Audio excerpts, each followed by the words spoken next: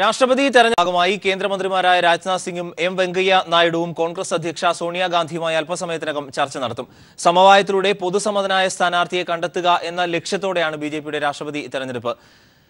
പ്രതിപക്ഷ നേതാക്കളുമായും സമിതി ചർച്ച നടത്തുന്നത് ഇന്നാണ്. വിവരങ്ങളുമായി മനുശങ്കർ ചേരുന്നു ദില്ലിയിൽ നിന്ന്. മനു, 11 മണിയോടുകൂടി കൂടിക്കാഴ്ച എന്നാണ് നേരത്തെ നിശ്ചയിച്ചിരുന്നത്.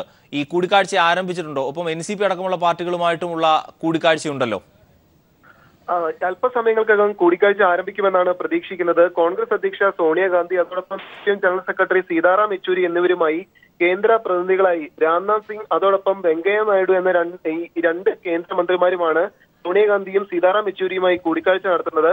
പ്രതിപക്ഷം നേരത്തെ തന്നെ ആവശ്യപ്പെട്ടിരുന്നത് ഒരു സമവായ സ്ഥാനാർത്ഥിയെ കൊണ്ടുവരണം എന്നത് തന്നെയാണ്. അത്തരമൊരു തീരുമാനം കേന്ദ്രം കൈക്കൊണ്ടില്ലെങ്കിൽ ഇത് അംഗീകരിക്കില്ലെന്നും സോണിയാഗാന്ധിയും സീതാറാം യെച്ചൂരിയും അടക്കമൊക്കെ വ്യക്തമാക്കുകയും ചെയ്തിരുന്നു. ഈ ഒരു സാഹചര്യത്തിൽ കൂടിയാണ് ഒരു പിന്തുണയ്ക്കുന്ന ഒരു പൊതു സ്ഥാനാർത്ഥിയെ നിർത്തുക എന്നത് സംബന്ധിച്ചുള്ള കാര്യങ്ങൾ ചർച്ച ചെയ്യുന്നതിനായി കേന്ദ്ര സംഘം ഇന്ന് ചർച്ച നടത്തുന്നത്. പ്രധാനമായും ഇക്കാര്യത്തിൽ ഒരു സമവായത്തിലെത്തുമെന്നാണ് BJP പ്രതീക്ഷിക്കുന്നത്. ശക്തമായൊരു മത്സരം പ്രതിപക്ഷത്തിന് കാഴ്ചവെക്കാൻ സാധിക്കില്ലെങ്കിലും ഒരു സമവായത്തിന് ശ്രമിച്ചു എന്ന് വരുത്തി തീർക്കാനെങ്കിലും സാധിക്കണമെന്നാണ് കേന്ദ്ര തീരുമാനം. ഇതിന്റെ ഭാഗമായാണ് വെങ്കയ്യ നായിഡു, അരുൺ ജെയ്റ്റ്ലി, അതോടൊപ്പം രാജ്നാഥ് സിംഗ് എന്നീ 3 കേന്ദ്രമന്ത്രിമാരെ സംഘടിച്ചുകൊണ്ട് ഒരു പാനൽ രൂപീകരിക്കുന്നതായി കേന്ദ്ര സർക്കാർ പ്രഖ്യാപിച്ചത്. ഇതിന്റെ ഭാഗമായാണ് ഈ കേന്ദ്രമന്ത്രിമാരായ രാജ്നാഥ് സിംഗും വെങ്കയ്യ നായിഡുവും സോണിയാഗാന്ധി, അതോടൊപ്പം സീതാറാം യെച്ചൂരി എന്നിവരുമായി കൂടിക്കാഴ്ച നടത്തുക. നാളെ അരുൺ ജെയ്റ്റ്ലി കൂടി ദില്ലിയിലേക്ക് തിരികെ എത്തും. ഇതിനുശേഷം ഈ കൂടിക്കാഴ്ചയുടെ വിവരങ്ങൾ അരുൺ ജെയ്റ്റ്ലിയുമായി ചർച്ച ചെയ്ത ശേഷം ഇക്കാര്യത്തിൽ ഔദ്യോഗികമായ ഒരു പ്രതികരണം BJP നടത്തും. അതേസമയം ശിവസേന ശക്തനായ ഒരു ഹിന്ദു പിന്തുണയുള്ള നേതാവിനെ കൊണ്ടുവരണമെന്ന ആവശ്യം ശക്തമാക്കിയിരുന്നു. RSS നേതാവ് മോഹൻ ഭാഗവത്തിനെ തന്നെ ഈ രാഷ്ട്രപതി സ്ഥാനത്തേക്ക് കൊണ്ടുവരണമെന്ന് ശിവസേന ശക്തമായി വാദിക്കുന്നുണ്ട്. ഈ ഒരു സാഹചര്യത്തിലും ശിവസേനയുമായി ചർച്ച നടത്തുന്നതിനായി BJP അധ്യക്ഷൻ അമിത്ഷാ ഇപ്പോൾ മഹാരാഷ്ട്രയിലേക്ക് തിരിച്ചിട്ടുണ്ട്. ഇന്ന് ഉദ്ധവ് താക്കറെയുമായി അമിത്ഷാ കൂടിക്കാഴ്ച നടത്തും. എന്തായാലും തിരക്കിട്ട ചർച്ചകളാണ് ദില്ലിയിൽ പുരോഗമിക്കുന്നത്. അരുൺ, പൊതുവിൽ ഇടതിന്റെ നിലവിലെ രാഷ്ട്രീയ നീക്കങ്ങൾ ഏത് തരത്തിലാണ് ദില്ലിയിൽ നിന്ന് അറിയാൻ കഴിയുന്നത്? പൊതുസമ്മതനായ സ്ഥാനാർത്ഥി എന്ന നിലയ്ക്ക് ഗോപാലകൃഷ്ണ ഗാന്ധിയുടെ പേര് വരെ പറഞ്ഞു കേട്ടിരുന്നല്ലോ. എന്താണ് പുതിയ വിവരങ്ങൾ? പുതിയ വിവരങ്ങളും ഇത് തന്നെയാണ്.